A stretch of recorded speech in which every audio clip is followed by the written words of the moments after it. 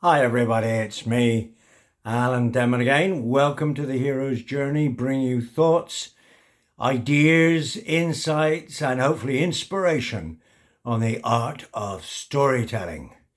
So I'm a writer. I've been a writer of many kinds, a screenwriter, a short story writer, and I'm currently a novelist. And what I'm doing is self-publishing, publishing my own novels and selling them on Amazon. So yeah, this is something I will talk about self-publishing at another time, but this means you have to wear two caps. One is the cap of an artist, somebody with an imagination and creating a story, something that's never been made before. And then the other hat is a business hat. And I am still learning the business hat. It does not come naturally to me like it does to some people. But I believe that you can learn something at any age. And so I am. I learn more about Facebook advertising, marketing, best ways to sell books, and so forth every day. So, on to this week's topic. Well, apologies for being late this week. I went down to the south coast to see my lovely grandchildren there. They're 17, 14, and 9. I haven't seen them for, well, quite a while, since Christmas. And for me, it's very important to keep that contact going, because I know for me, when I was growing up, he wasn't a great mentor, but my grandfather was a considerable mentor. He was quite a bookish person. He had a great library in his office of very old books, gentlemen's magazines, and so forth. And these sort of musty old books fascinated me. So, and he did a great thing for me. I'm just going to tell you this now because we will come back to this at some point. I'll refer to it many times. He knew I was curious, a teenager, and thinking about questions like, why are we here? What's the purpose of life? Where do we come from? Those sorts of things. And he did a really great thing for me, which has influenced me for the rest of my life. He bought me Carl Jung's Man and His Symbols when I was 17. And I've never read that book cover to cover. I've dipped in, gone back and forth, and I don't think it is a linear book as such. But it has been a great source of inspiration to me. But anyway, that's enough. Leave that aside for now. Let's just talk. What are we looking at this week? Okay.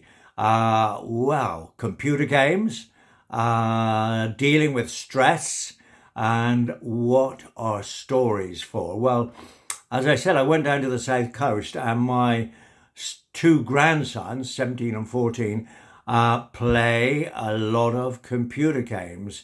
And so I had a talking to the younger one, 14-year-old, and saying, does it worry you, the kinds of images that you see? And, would it be a good idea to create your own images by reading a book, a novel, and then you can create your own images? We've talked on this, so if 10 people read a sentence from a fictitious novel, they will each imagine it in their own way.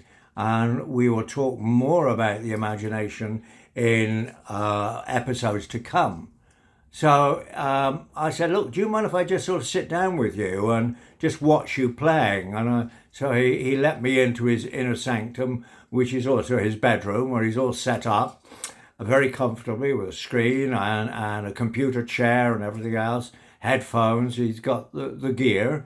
And he did explain what he was doing, but it was, in effect, a shoot 'em up. You're walking through a house or a building of some kind, and evil people keep popping out, and you've got to kill them before they kill you.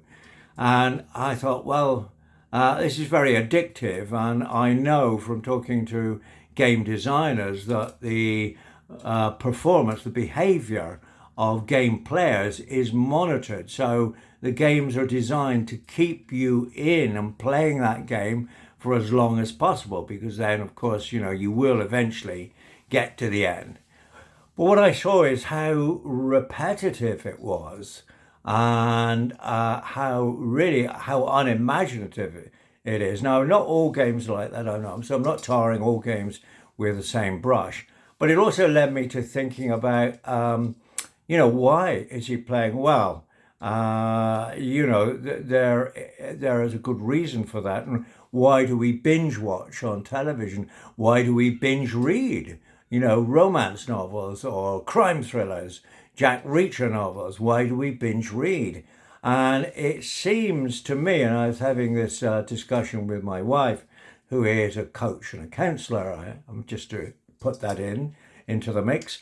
So she has a lot of thoughts about these things and talks to quite a few people.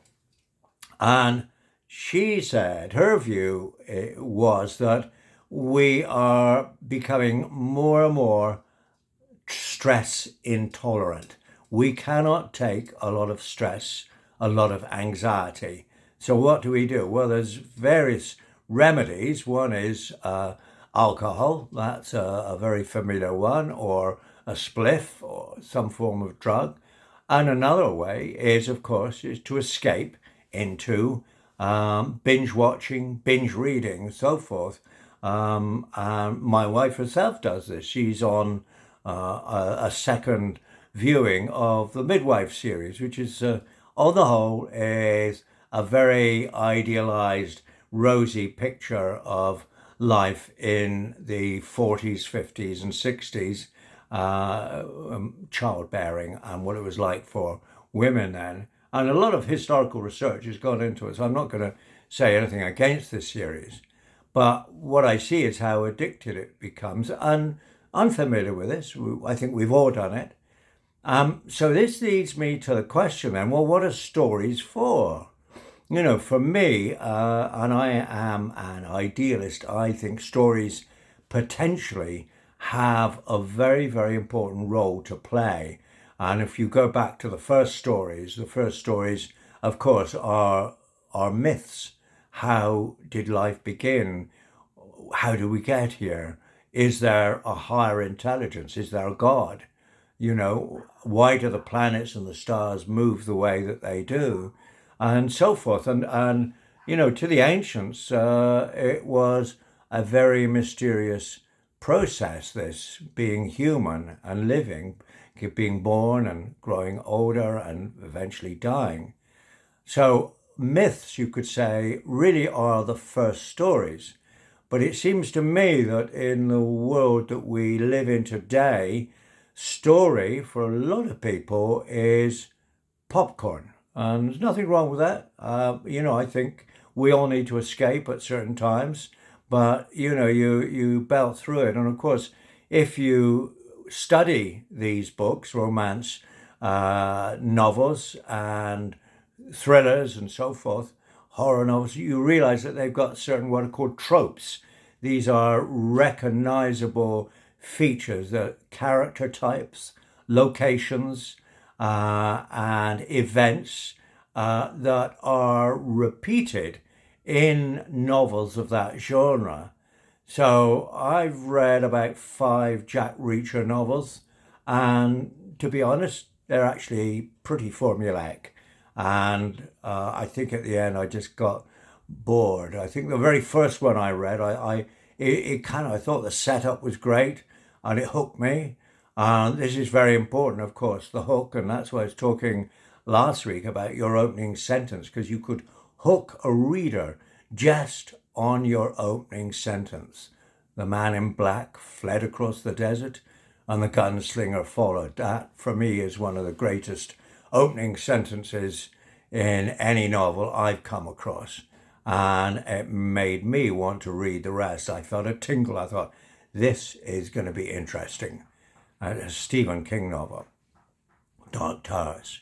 So, what are stories for? So, I'm not going to answer this question because, I've got plenty of time ahead of me to do this, but I'm going to leave it with you, and I'm going to challenge you to read something and ask yourself, rather than get caught up in the tropes and the recognizable,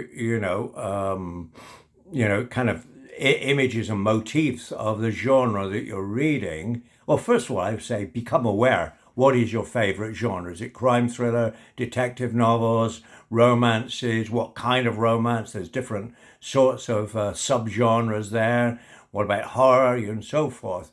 And then there's subgenres there. You have werewolf novels and vampire novels and so forth. So I would challenge you now, first of all, two questions. Become clear. Ask yourself, what is my favorite genre?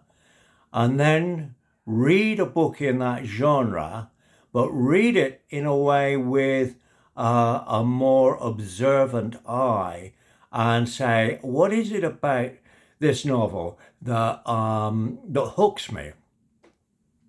At what point am I hooked? Am I bored for the first 10 pages, but then something? And what is it that happens then on page 10 or page 15? Or maybe you don't get that far. But ask yourself, what is it about this genre interests you? And I suppose really there is a third question, and that is, why is a writer writing this novel? Is it purely a commercial novel, a bit like, you can buy different types of chocolate, you can buy different genres of novels, you can mix and match, and so forth. Or does it have something to say? As I said, I warned you earlier, I am an idealist. I think great stories have something to say, and they're more than just escapism. But we'll talk about that another time. And that's it for now. I welcome all comments, and please don't automatically agree with me. I'm happy to have disagreement. I think it's a way we kind of learn and develop and so forth. So that's fine. And I'm sorry this is late. I will be back next Tuesday with the next one. And we're going to explore that question a bit more. What are stories for? Okay, that's it for now. Thank you. Bye-bye.